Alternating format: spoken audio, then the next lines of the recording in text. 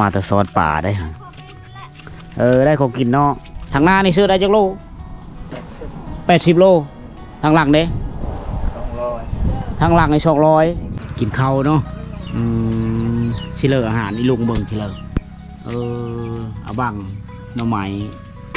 ตาจัดเจ้าได้อาหารเพลอเอาบังเอาบัง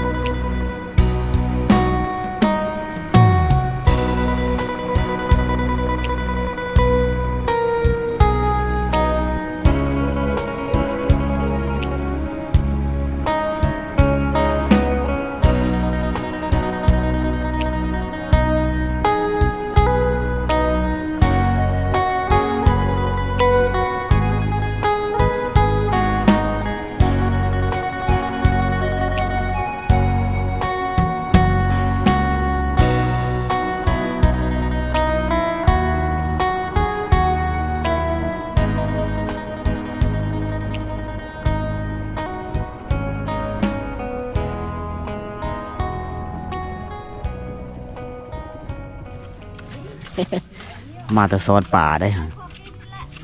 ได้ของกินเนาะ นี่คือบรรยากาศตอนแต่งเพลงทุกคนเลยพี่น้องบ้านดงใหญ่เด้อนี่เด้อ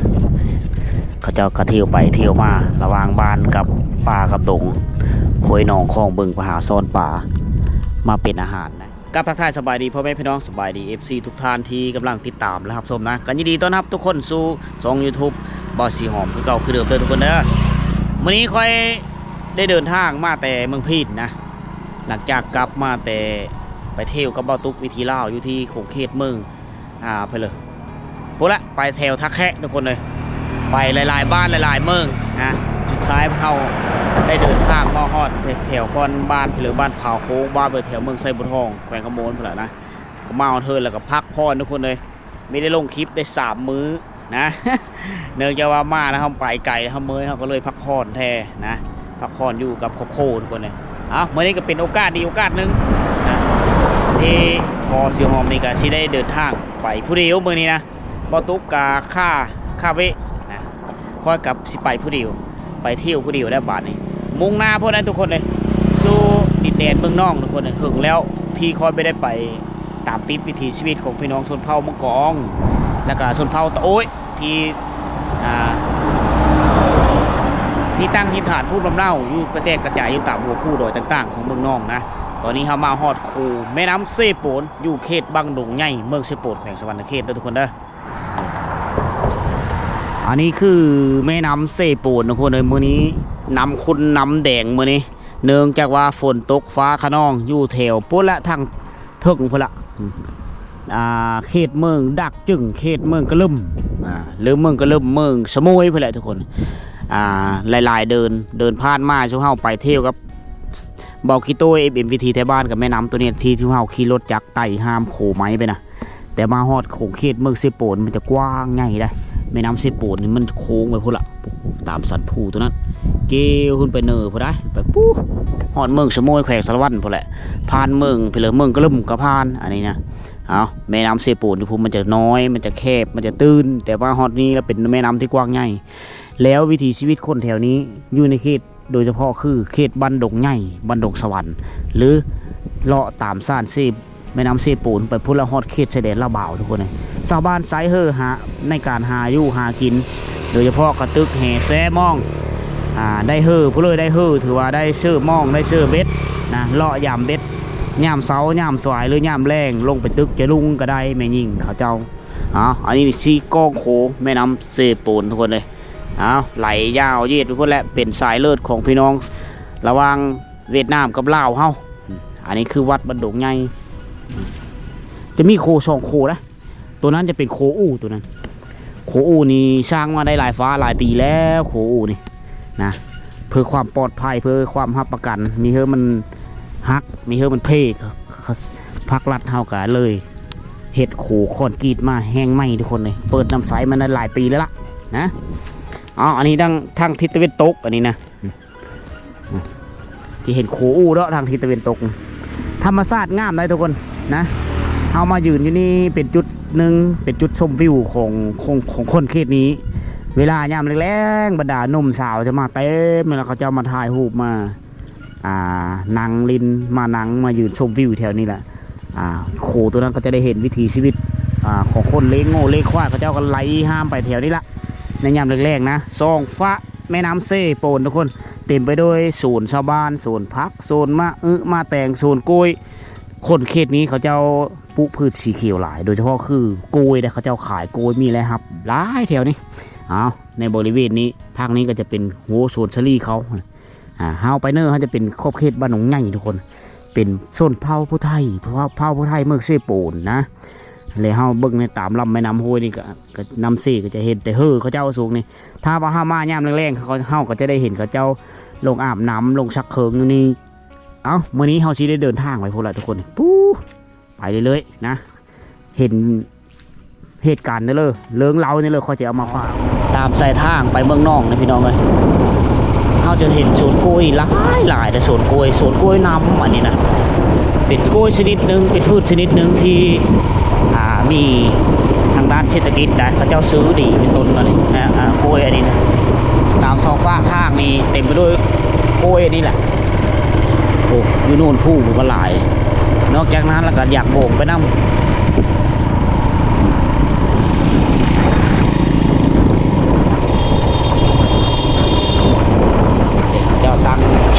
ซื้อโกยได้นี่สองฝ้าข้างๆในเต็มไปด้วยต้นพักขี้เล็กกันนี่พักขี้เล็กนี่เฮาสามารถนำไปเป็นอาหารได้เห็นบอกบางคนเขาก็เอิ้นว่าไปเฮ็ดเมนูอ้อมขี้เล็กนี่อ้อมเสื้อนั่นนะเสื้อหนังเข้มอ้อมเสื้อหอยประมาณนี้ทุกคนมันก็เป็นอาหารที่พื้นบ้านเฮาแซ่บนะยินดีต้อนรับเข้าสู่เมืองน้องทุกคนชาวเมืองน้องยินดีต้อนรับนะดินแดนปลาขยองฮอดแล้วอันนี้เขาเอิ้นบ้านหรือบ้านแจนนี่บ้านแจนบรรยากาศเงียบได้กังเว้นได้อันนี้คือบ้านแจนน่าจะเป็นชนเผ่ามังกร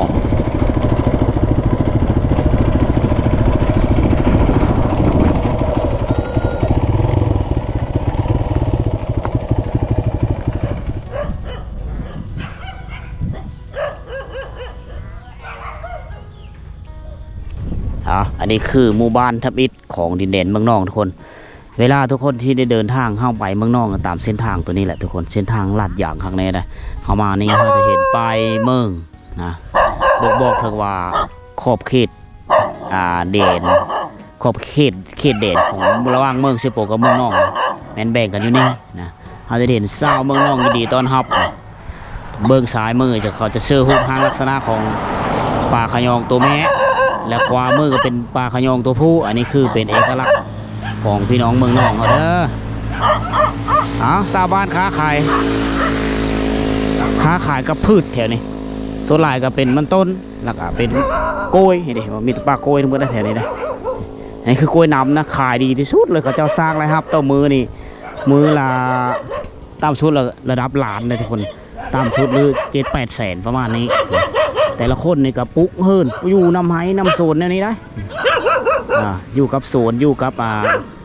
การผลิตทุกคนอยู่โซนกล้วยโซนอ้อยโซนมะเขือมะคิดจังซี่แหละทุกคนแถวนี้เขาเจ้าค้าขายกันโดยขับรถจักรแล้วก็ไปรอไปหาซื้อกล้วยผู้บางคนก็ไปขายกล้วยได้ผู้เองขายเองนะสร้างเลยครับเขาติดเป็นกิโลขายเลยโอ้จะขายกล้วยวะฮะผู้สาวเล่าบ้านป้าสาวบ้านป้าบ้านโด่งใช้ชีวิตอยู่กับธรรมชาติปลูกฝังเลี้ยงสัตว์พี่น้องเลยหาซ่อนปูซ่อนปลาในยามกลางเว้นเวลาตอนนี้พอดี12 โมงนะค่อยไปนี่ตอนเทงเลยพี่น้องเลยมุ่งหน้าไปทางพุทธแหละเฮบโนนผู้แต่ละโนนผู้นี่ไม่ได้มีเนื้อที่เปล่าว่างเลยเขาจะปลูกมาโกยเฉมดเลยอันนี้คือบ้านแจนคำว่าแจนนี่แปลภาษาเฮาคือถ้วยนะแจน แปลมาจากภาษาเวทคำศัพท์แจนคำว่าแจนแจนเป็นถ้วยหน่อยถ้วยที่เฮาต่ำแจ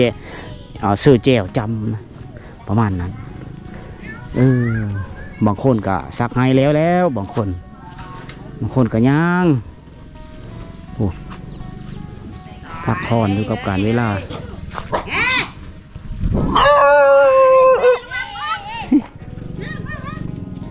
ทหารหลายเนาะ นี่ก็ทหาร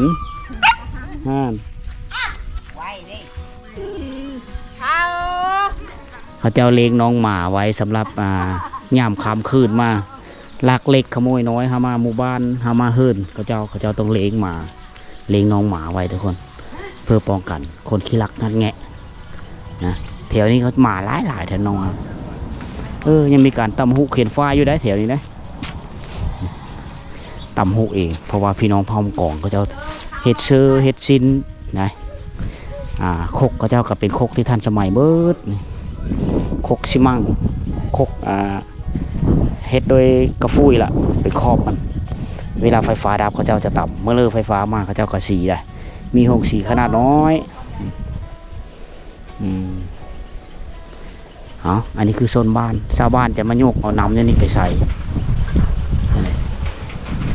มาเบิ่งบ่อน้ำเขาเจ้าใส่มีหูว่าใส่ได้หรือบ่แล้วก็เห็ดคุมโบ่มเพราะมาหมักเห็ดนี่เริ่มได้เห็ดสนเห็ดค้างมาแต่งใช้ชีวิตอยู่แบบนี้แหละพี่น้องอะอยู่ถึงผูมีแต่ป่าโกยทั้งหมดเลยเป็นแต่สะอ่อนความดุมันของเขาเจ้าอันนั้นก็คกกันอย่างบางเว้นมีโซลายคนมีอยู่เฮิร์นพี่น้องคนนี้เต็มไปอยู่พุ่นแหละอยู่โซนยางโบงโซนยางพาราก็มีผู้บางคนกับผู้ยางพาราธรรมศาสตร์นี่เขาสะอ่อนดินแดนแถวนี้เต็มไปโดยป่าโกยเป็นเงินเป็นคำทั้งนั้นเลยถ้าว่าเพลิงมีโซนโกยแถวนี้ถือว่ากลายเป็นครอบครัวที่มีอุดมสมบูรณ์นะแต่ว่าเพลิงได้โซนโกยกว้างนะก็เป็นครอบครัวที่มีอยู่ไม่กินก็ไม่ถึงขั้นว่าล้ำโรยก็พอแก้ไขชีวิตการไปอยู่ไปในแต่ละมื้อหาเช้ากินค้ำขายโกยไปเพราะว่าเขาเจ้าไม่ได้ส่วนหลายก็ยึดถืออาชีพที่ปลูกฝังเลี้ยงสัตว์นี่แหละทุกคนนะผู้บางคนก็มีอาชีพที่ราชการทุกคนอยู่ถึงสีได้ตามป่าตามดงอยู่ไปแล้วมันก็มีความสุขมันเงียบสงบดีต้นมะขี้เล็กนี่หลายเลยอันนี้มะขี้เล็กป่าที่เกิดจากธรรมชาติเขาเจ้าก็ปกปักรักษาไว้ถ้ามันใหญ่เป็นใหญ่กว่านี้แหละมันเป็นแก่นที่ดำแล้วก็เอาไปเฮ็ดปลูกสร้างได้เลยมะขี้เล็กหมู่บ้านแห่งนี้เนี่ยมีเป็นบ้านเยอะกับประมาณอยู่20หลังคาประมาณนี้นะหรือ10 ปลายหลังคาก็เป็นบ้านนั่งเดิมนะกกเผาก็เยอะไปแล้วเห็นบ่รถแต่ละคันปุ๊คักเนาะแต่งรถเนาะอันนี้นะเฉพาะอันแก้โก้ยบ่ไปแก้ยูซูนแล้วมาขายเองมาหรือไปซื้อเอาไปขายเนี่ยไปซื้อพร้อมไปซื้อจากชาวบ้านจากศูนย์เขาแล้วแก้ไปขายให้แม่ค้าต่อฉะนั้นต้องขับรถเก่งเนาะต้องได้มีความสนับสนุนมีความคล่องแคล่วในการขับขี่บนรถแต่งทางหน้านี่ซื้อได้จักโล80 โลทางหลังเด้200ทางหลังใน200ปออันนี้คือความสามารถในการขนส่งมาโกยทางหลังประมาณ200 ปลายกิโลและทางนี้80แต่น้ำหนักเชื่อทางหน้านี่ก็200 ปลายเนาะเกือบ300 โลเนาะพอได้กำไรเนาะไปซื้อน้ำข้าวในโลเท่าไหร่แกกล้วยเขาแกแล้วเขาไล่แรงงานเถอะอันนี้เฉพาะผู้ที่ขับรถเป็นเนาะขับรถแซ่บเนาะคือขับพื้นผู้เลยบ่อันนี้คือการหาเงินในแต่ละมือของเขาเจ้าสเตอร์รถลาระเบอร์42ระดับพีแล้วจะแก้ได้อันนี้คือรถจักรที่เขาเจ้าไปแก้โกย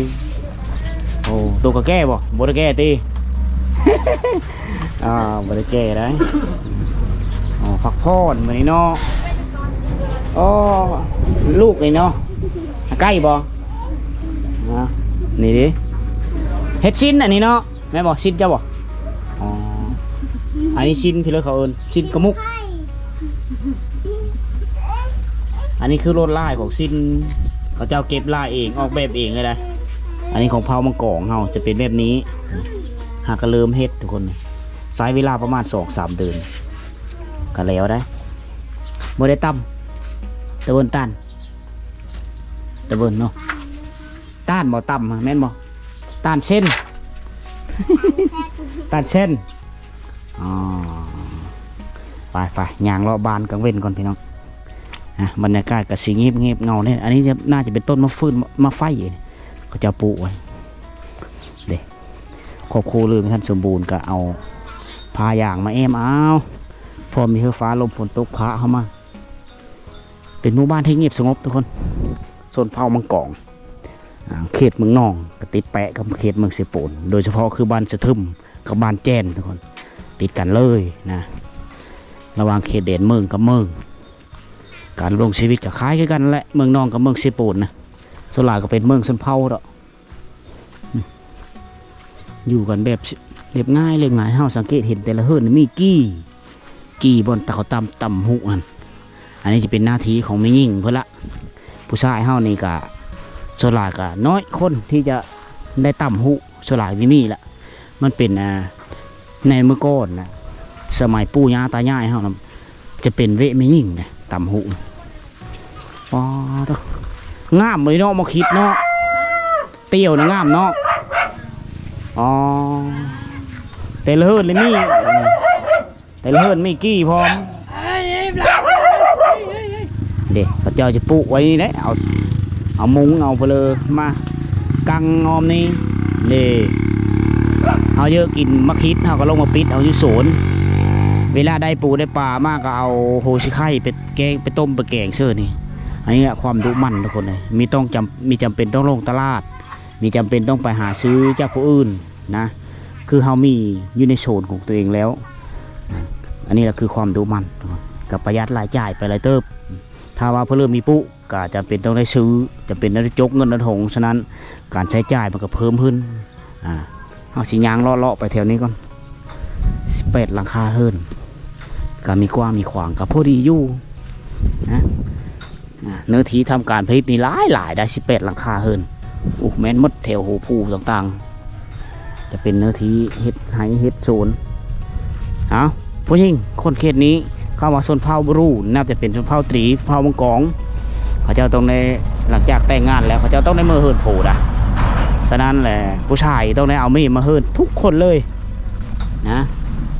ก็เป็นวัฒนธรรมหรือเป็นฮีตข้องของเขาเจ้าตั้งแต่สมัยอีโพอีเบะไปแล้วตั้งแต่สมัยปู่ย่าตายายมีฮู้ว่าโซนเผามังกรต้นกำเนิดของเขาอะไรเขาเจ้าจะมีฮู้ว่าอยู่ของเขตเลยในยุคตะกี้นะแต่ว่าแน่นอนพอละคันว่าคือพระบุไทยเขานี่มาจากทงหน้าน้อยอ้อยหนูพี่น้องพูดแล้วดินเด่นประเทศจีนใส่เด่นจีนพอละหน้าน้อยไอ้หนูอพยพลงมาอย่างใหญ่กันมากแค่แมนพระบุไทยนะอพยพไปอยู่ประเทศไทยก็หลายนะเขาเจ้านี่คือกันพระมังกรเขาเจ้าก็มีอาณาจักรของเขาในเมื่อก่อนนะกลุ่มภาษามอญคาแม่ทุกคนเลยสายทำนี้ไม่ให้นะปล่อยแบ่เบิ้ลนักก้าบ่ได้ปลาตึกใช่ตึกเซ่บังเฮเซ่โปนบ่ไปตึกอยู่เซ่โปนบ่แฮตึกอยู่สวนอยู่น้องโอ้ชิลำเบิ้ลบ่ได้ซ้ำอ๋อได้น้อยเนาะโอ้อันนี้คือผู้ชายเฮาในการหาอยู่หากินเขาเจ้าจะมีม่องมีแหคันว่าไม่ยิ่งเด้ไม่ยิ่งจะมีสะดุ้งแล้วก็มีสวิงที่เขาเจ้าหากินเครื่องมือในการหาอยู่หากินของแต่ละชนเผ่านี่จะมีความแตกต่างกันหลายมีหูอีเด่นนี่อันนี้ก็ชุกอันนี้ก็แผ่นเยอะเติบได้นี่มีหูเขาเจ้าสารมาได้หลายเดือนแล้วได้ต่ำมาเบิร์ดนี้น่าจะได้อยู่ประมาณ10 ผืนประมาณนี้ที่เขาเอ็ดอันนี้นั่นก็เป็นเขาเอิ้นว่าฟืมหูชีเฮาแต่เราทงทินเอิ้นคือเดียวนะอ๋อใหญ่นี่เนาะก็สวยนี่เนาะปูดลือ ตัวลึก แม่เจ้าเห็ดนี่เนาะ บ่แม่นแหละเมียหลานเฮาเฮ็ดอันนี้ หลานไผ หลานไผ อ๋อ เฮาบ่ได้เฮ็ด กะมันเจ้า กะมันเจ้าเลย เขาเจ้าเฮ็ดพอได้หนุงเนาะพอได้ขาย โอ้ยลายนุ่งทรงยาวนี่แต่ของเวียดเลยอันนี้เฮ็ดธรรมดาในรุ่นใหม่นี่เลย รุ่นใหม่นี่เนาะ เด้อเฮ็ดอันนี้แต่เก่าบ่นุ่งทรงในใหม่นี่ อ๋อสุลายนงทรงเนาะสุลายนงทรงเอา อันนี้ก็เวียดอีกอันบ่แม่นเลยคนลาวเด้ โอ้เฮ็ดเลยเอาไปให้เวทขายออกพุ่นเนาะ บ่เฮ็ดชื่อเวลาลูกมันได้พัวบ่พัว อ๋อเอาไว้นงเวลามีงานดอง กันดอก มีประเภทนี้โอ้ นี่นั่นรุ่นที่ชงยาวมาแล้ว นุ่งทรงไปแล้วเนาะนุ่งทรงนุ่งเสื้อเฮ็ดเวะแล้ว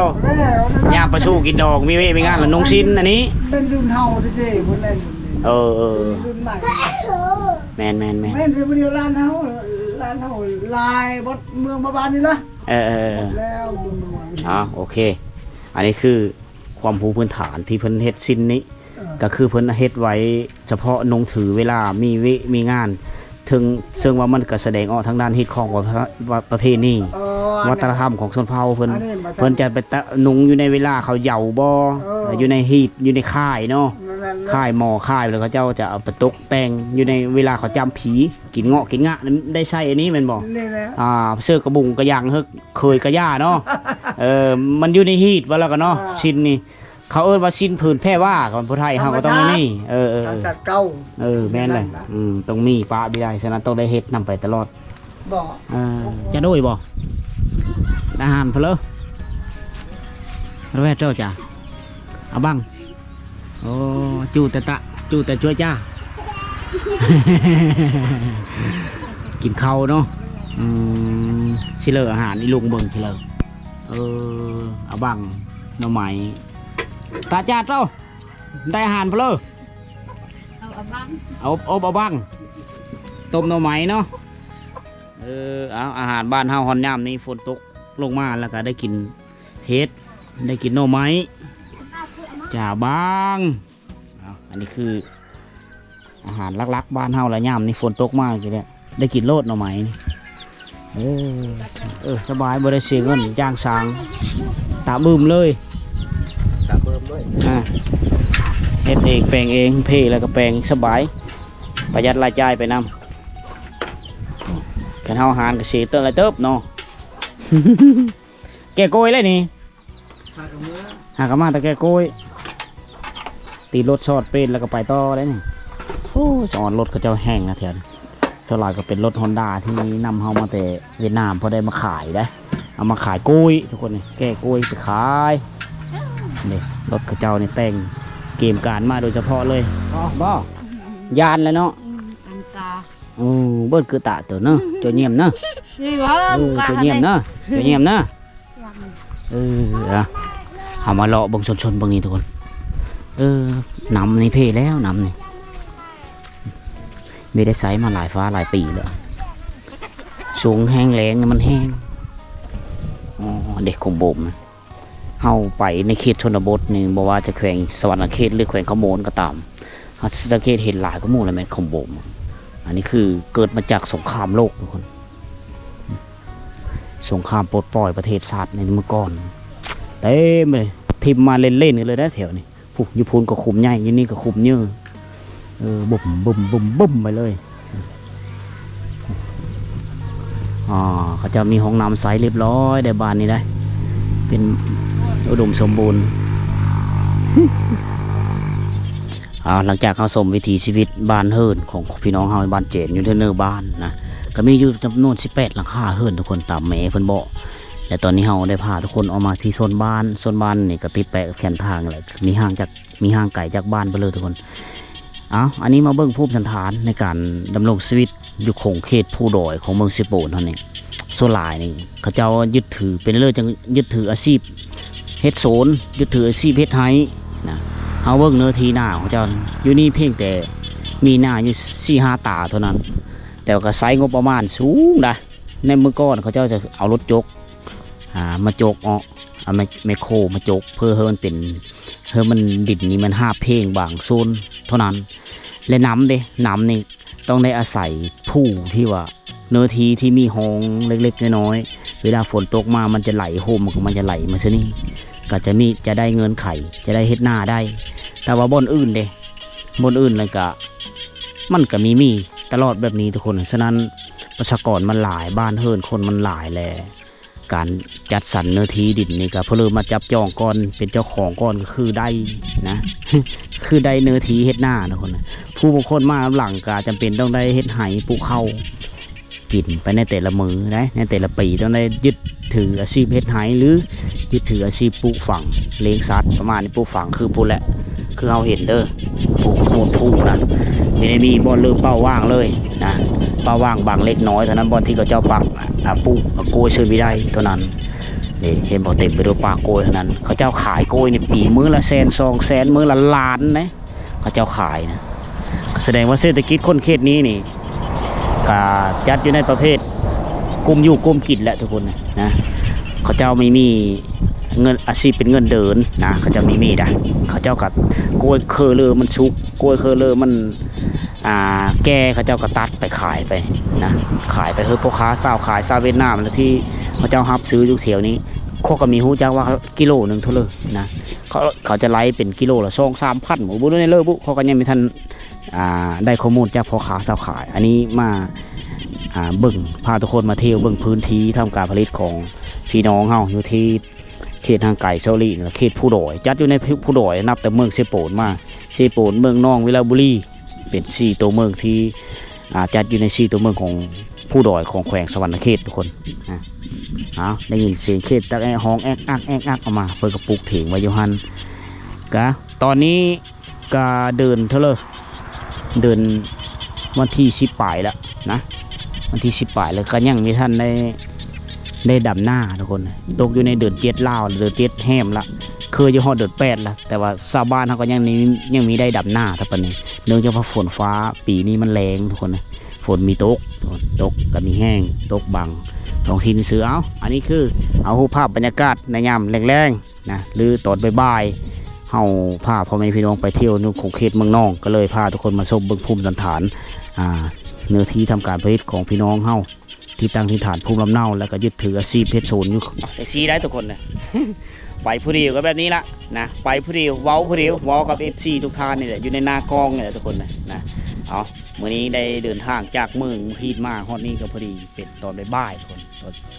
ก็กินข้าวทิ้งแล้วก็พาพ่อแม่พี่น้องเดินทางยิ่งยาวไปพูดแหละเลาะไปตามสายทางเมืองนอกแต่ทางแวะทางเลยเก่าบันดกสวรรค์ฮอดพูดก็หน้าประมาณอยู่30 ปลายเขาลักก็จะฮอดเทศสวรรค์เมืองนอกค่อยคิดว่าฮอดเมืองนอกน่าจะคำแล้วมึงค่อยๆไปเรื่อยๆคำเชื่อนอนนะฮะอันนี้คือความสุขของค่อยในการเดินทางนะถ้าว่าเพื่อมักฮักในการเดินทางไปเที่ยวชนบทเที่ยวชมวิถีชีวิตของเขาสิ่งที่มีเฮาไม่เคยเห็นเฮาก็ได้เห็นนะได้เห็นในการไปเที่ยวเล่าทุกคนส่วนหลายก็กับศึกษาเห็นหูที่คล้องวัฒนธรรมของพี่น้องชนเผ่าบรูห้อยเป็นลักๆเพราะว่าค่อยสุดเจอแต่เกิดมาค่อยยังไม่เคยเห็นวัฒนธรรมที่แปลกๆนะหวังว่าทุกคนก็เยอะเบิ่งคือกันก็ค่อยล่ะถ้าว่าค่อยเห็นทุกคนก็ได้เห็นนับกันนะนี่เรื่องเราไปเลยจะเอามาฝากพ่อแม่พี่น้องเขาตามที่หลังนี้พบกันใหม่ในวิดีโอต่อไปเด้อทุกคนเด้อ